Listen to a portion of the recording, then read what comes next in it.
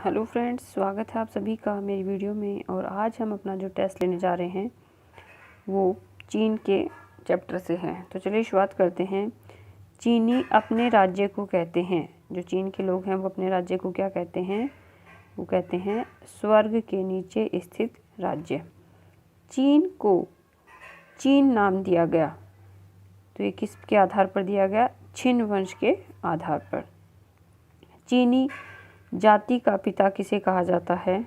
तो चीनी जाति का जो पिता है वो हुआंग टी को कहा जाता है। चीनी इतिहास का स्वर्ण युग कहा जाता है। चीन का जो इतिहास है, स्वर्ण युग है, वो जो चाउ वंश का टाइम पीरियड था उसे चीन के इतिहास का स्वर्ण युग कहा जाता है। हुणों से रक्षा के लिए चीन की दीवार किसने बनवाई थी? ये आरपीएससी 2014 में क्वेश्चन आया हुआ भी है, तो बनवाई थी हुआंग टी ने। चीन में राजकीय सेवाओं के लिए प्रतियोगी परीक्षा शुरू की। जैसे अपने यहाँ प्रतियोगी परीक्षा होती है, हम तैयारी कर रहे हैं, तो उसी तरह से चीन में स्टार्टिंग जो है किसने करी थी? हान वंश के समय शुरू की गई थी। हान वंश के किस शासक ने बौद्ध धर्म स्वीकार किया था? तो वो कौन था? हान वंश का मिग टी। चीन में विद्वानों के वर्ग को क्या कहते हैं? देखिए क्या होगा, चीन में कहते हैं मदारिन।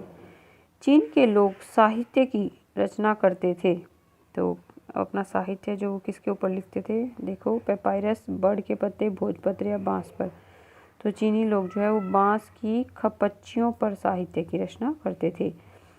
चीन में लिपि का सबसे पुराना अवशेष कहाँ से मिला है? जो चीन की लिपि है, तो वो सबसे पुराना अवशेष देखिए आप कहाँ मिला है? वो मिला है ओरेकल हड्डियों से।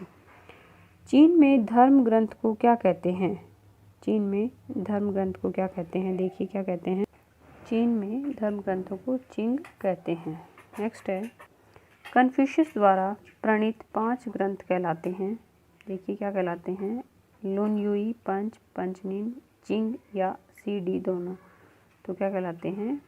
इसमें आएगा COD दोनों। उनको पंचनीन या चिंग दोनों कहते हैं। और प्रणीत का मतलब होता है कि संशोधन करना। कन्फ्यूशियस के शिष्यों ने उनके वचनों का संग्रह किया, तो उनके वचनों का संग्रह जो किस में किया है? उनके शिष्यों ने लुन युई में। ताओवाद के प्रतिपादक हैं, तो ताओवाद के प्रतिपादक कौन है? वो है लाओ त्से। ताओ का अर्थ होता है, ताओ का क्या अर्थ होता है? ऑप्शन देखिए, पुराना गुरु, आचार्य, मार्ग या क्रांति। तो ताओ का अर्थ होता है मार्ग। ताओ ते चिंग नामक रचना किसने लिखी? ताओ ते चिंग रचना जो है वो किसकी है? देखिए आप लोग, तो ये किसकी रचना है? ये है लाओ त्से की। नेक्स्ट है, शी चिंग में वर्णित है। जो शी चिंग ग्रंथ है उसमें क्या वर्णित है? 312 कविताएं हैं, 311 है, 310 या 309 है। तो उसमें 311 कविताएं वर्णित हैं। ए रह का क्या अर्थ है? क्या होता है ये? चीन का साहित्य है, चीन की लिपि है, चीन का शब्दकोश है या नई लिपि है? तो ये क्या होता है? शब्दकोश है। कन्फ्यूशियस व उनके शिष्यों के संवाद वर्णित है, मतलब उनके आपस में जो बातचीत होती थी वो किस में वर्णित है? तो वर्णित है शियाओ चिंग में।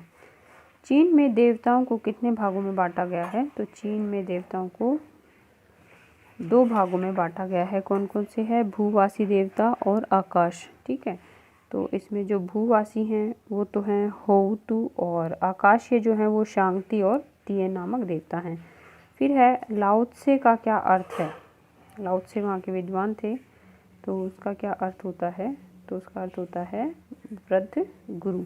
ठीक है, चीनी साहित्य की सर्वोत्तम कृति है।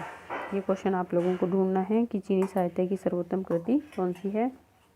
तो ये आज इस टेस्ट के साथ ही हमारा चीन का टॉपिक कंप्लीट होता है, और कल हम जो है ईसाई धर्म से अपना टेस्ट लेंगे। मेरे साथ बने रहने के लिए आप सभी का धन्यवाद।